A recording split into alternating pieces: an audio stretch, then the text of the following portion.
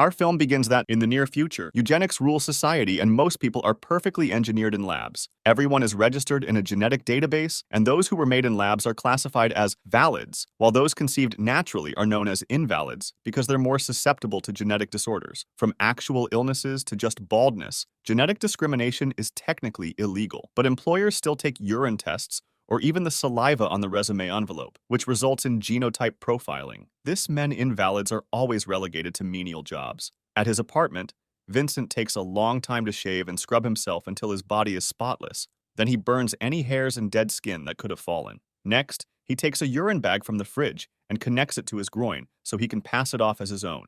He also puts a bit of blood inside a fake fingertip, which he carefully attaches to his actual finger. Afterward, Vincent goes to work at the Gattaca Aerospace Corporation. Every employee must prick their finger for an identity check to be allowed in, and Vincent lets the machine take the blood from his fake fingertip. Then he sits at his desk and works on a computer, running different spaceflight plans. Every so often, he cleans all DNA traces from his keyboard with a little device. The mission director comes by and shows his respect for Vincent's cleanliness. He also confirms he's been chosen to join the flight to Saturn's moon Titan in a week. After the man is gone, Vincent secretly opens a jar and sprinkles some skin, hair, and nails around his workstation. Then he puts a hair on the comb that he keeps in his desk drawer. Later, Vincent is put through a substance test to check he's clean before the mission. Using the hidden bag, he offers the urine sample, and when the doctor checks it on the machine, the result says his name is Jerome and he's valid. After work, Vincent goes to watch another aircraft leaving Earth, and his coworker Irene comes by to congratulate him for getting the mission. She also points out he's the only employee that watches every single launch every day. A flashback then begins showing Vincent's early life. His parents had a quickie on the beach, and his mother accidentally got pregnant. So Vincent was born naturally, which was already rare back then. As soon as the doctors grabbed him, they took a blood sample and concluded he had a high chance to suffer from many conditions. So his life expectancy was 30 years. Vincent's childhood was quite difficult because every little thing like a runny nose or a little scratch were treated by his mother as a fatal threat. No school would accept Vincent as a student because insurance wouldn't cover any trouble he got in for his bad genes. Eventually, his parents decided to have a second child, and this time they went to a genetic lab to do things by the book. Anton had no conditions at all and was happy to spend time with his brother. But Vincent could tell his parents had a favorite. Whenever their parents weren't looking, the brothers would play chicken in the sea, meaning they would compete to see who could swim the farthest away from shore before getting scared and turning back. Anton always defeated Vincent in this competition, which added to his inferiority complex. As Vincent continued to grow up, he became interested in space and dreamed of becoming an astronaut. His parents warned him nobody would hire him because of his genes, but he didn't listen, and he went to a few interviews. To his dismay, nobody hired him just like his parents had guessed. One afternoon, the brothers went for another swim, and to Anton's shock, this time Vincent defeated him. In fact, Vincent had to go back and help a tired Anton return to the shore. That was the last time they swam together, because in the evening, Vincent left his family home to pursue his dreams. Eventually, Vincent got a job at Gattaca as a janitor. As he cleaned the offices, he sometimes used the computer when nobody was watching, and he would admire the daily launches. He also learned about the blood prick that happened on the same finger every day, and stole a little sensor that fell from a machine. Vincent never stopped dreaming, and the head janitor would mock him for it. In his apartment, Vincent would never stop exercising, which could take a toll on his body. Desperate for progress, in the end he decided to contact a man in the black market who introduced him to the real Jerome, a former swimming star with great IQ and perfect health except for his legs. He was paralyzed after being hit by a car and became wheelchair-bound. The incident happened overseas and wasn't recorded, so nobody knew Jerome became an invalid. Vincent paid both men to get Jerome's identity, and a long transformation process began. He got contact lenses to replace his glasses and get Jerome's eye color. He also cut his hair and styled it like Jerome's. ID pictures wouldn't be a problem because nobody paid attention to those anymore. Everything was DNA dependent. The last issue was that Jerome was taller than Vincent, meaning that Vincent had to reluctantly undergo a painful procedure that broke his legs and extended them until the heights matched. Vincent moved into Jerome's apartment to also have his address, and during the first few days, he had to rest to recover from the procedure, meaning he was often in pain. During those days, Vincent learned Jerome's signature and how to write with his other hand, while Jerome kept filling bags with urine and blood. One day, Jerome showed Vincent his silver medal to remind him he has a lot to live up to.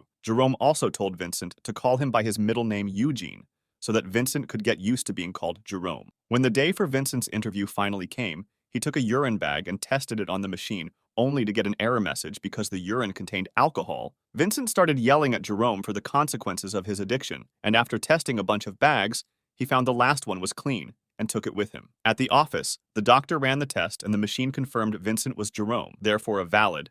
They didn't send him to an actual interview. He just got instantly hired for his IQ. From then on, Vincent had to scrub his body thoroughly every day to get rid of loose skin, nails, and hair, which was all burned in an incinerator. All the clothes were kept in sealed bags to avoid contamination. While working, Vincent would spread Jerome's samples on his desk to keep up the illusion and use the fake fingertip with Jerome's blood to pass the identity check at the door. Nobody ever suspected anything. Back in the present, everyone in Gattaca is freaking out because the company administrator has been murdered with a keyboard. Jerome scratches his eye while staring at the gruesome scene and doesn't notice that an eyelash falls off. The cops soon come to pick up every single trail of DNA from the scene of the crime, which includes the eyelash. The boss tells Irene to assist the police in any way they need. The mission isn't canceled, and Vincent will still be going to space.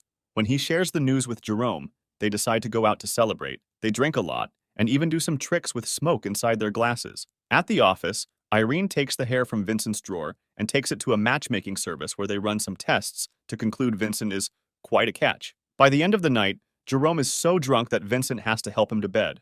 Suddenly, Jerome makes a confession. He hadn't been drunk during the car crash, and it hadn't been an accident. He had actually been trying to self-delete. The next morning, the police forensic department tests all the samples and discovers a mysterious invalid had been in Gattaca. So now he's the prime suspect. Back to Vincent. He puts the little sensor he stole back in his janitor days on Jerome's chest to record 20 minutes of his pulse as he whirls the wheels of his chair extra hard to simulate exercise. Later at Gattaca, Vincent is put on a running test, and he replaces the office sensor with the one he brought from home. Meanwhile, the detectives investigate the invalid profile from the eyelash and discover it belongs to a janitor that disappeared a few years ago. They come to the office to ask some questions, and Vincent overhears them while they talk, which makes him nervous. To make matters worse, the 20-minute-long recording soon ends, and Vincent's real pulse appears, which is rather high. He immediately rushes to the locker room and collapses as he tries to catch his breath. After work, Irene meets with Vincent and admits she read his DNA sequence, which of course actually was Jerome's. She's very impressed by how perfect he is and feels inferior, admitting that she's a lab baby, but still has a likelihood of heart failure. This means she'll never be allowed to join a mission.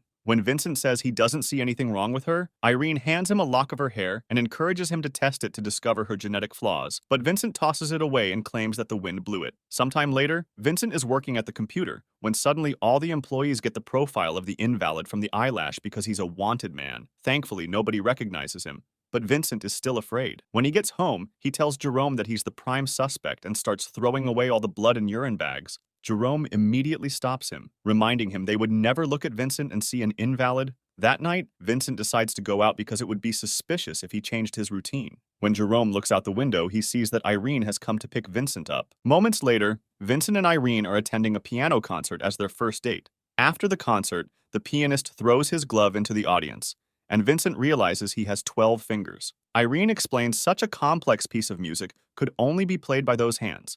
Meanwhile, the detectives are rounding up a bunch of invalids from the neighborhood in order to find the murderer, but obviously none of their DNA matches the eyelash. They decide to investigate all the buildings that surround Gattaca, and they make it to Jerome's apartment.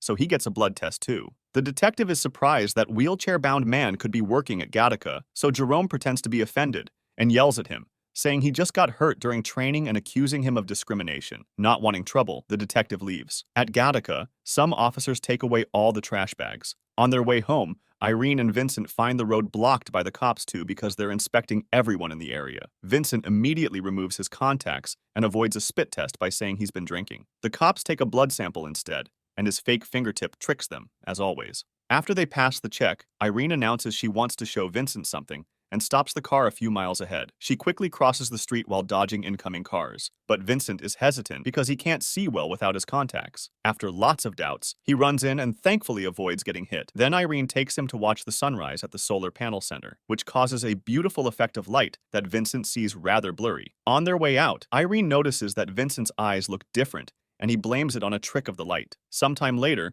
the detectives discover that a cup from the office trash has the same DNA as the eyelash. They theorize the invalid may be working in disguise and killed the administrator because he found out the truth. To be sure, they go to Gattaca and announce they're taking blood samples directly from the vein instead of fingertips. When it's Vincent's turn, He pretends the doctor has hurt him with the needle and jumps out of the seat, quickly changing his blood sample with Jerome's. The detectives run the tests again, and no match is found. That night, Vincent and Irene go on a second date.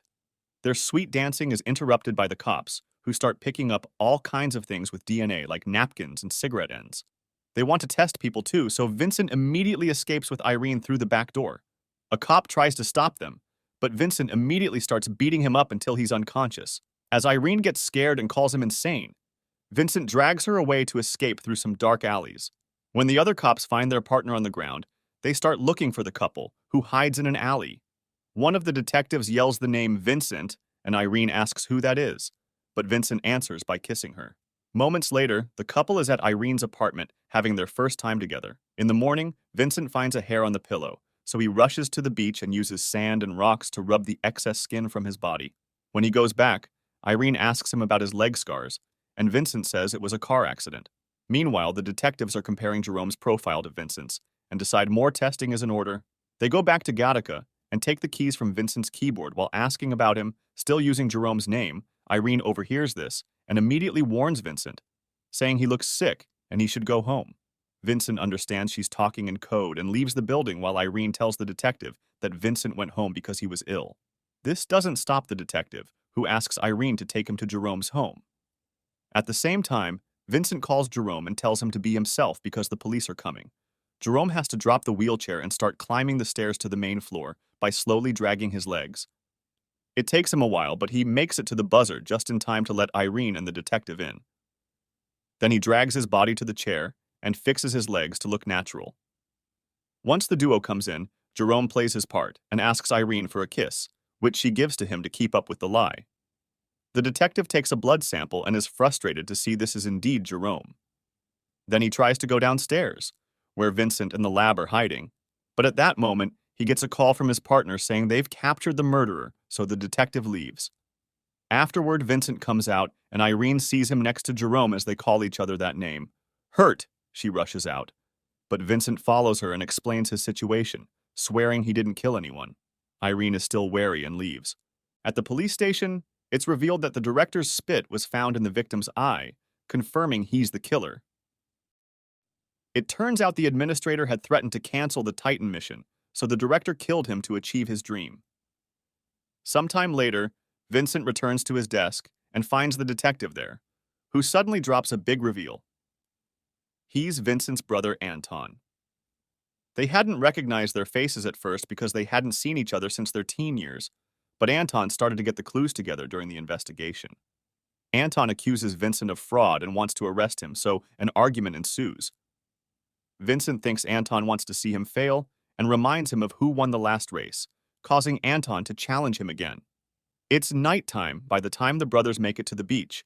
They quickly jump in the water and start swimming, going so far that they lose sight of the shore. Anton worries they're pushing their limits, but Vincent calls him a coward, so they keep going. However, Anton starts feeling the fatigue and points it out again, so Vincent finally reveals how he does it. He never saves energy for the return. Frustrated, Anton turns back only to start drowning, so Vincent goes back too and grabs him to then swim to the shore. A few hours later, Vincent visits Irene and offers a strand of his hair. However, Irene throws it away, saying the wind did it. They spend the night together at her place as a goodbye, since Vincent will be gone on his mission for a year. The next morning, Vincent returns to his apartment and finds the lab covered in plastic. Jerome reveals he's had prepared enough sample bags to last him 2 lifetimes, implying he won't be around when Vincent returns. When Vincent asks him where he's going, he only says, "I'm traveling too." Jerome also hands Vincent a card, telling him not to open it until he's in space. Afterward, Vincent goes to Gattaca to get ready for his mission. The doctor informs him that there's been a change of policy, so a new urine sample is needed. Vincent hadn't expected this and didn't bring Jerome's bag, so he starts peeing in a cup while lamenting the loss of his dream. However, the doctor reveals he's always known and never said anything because he also has an invalid kid and thinks he deserves better. The machine offers the wrong profile, but the doctor changes it for Jerome's and lets Vincent pass anyway. Before he leaves, the doctor informs him that he knew because Vincent always grabbed his member with the wrong hand.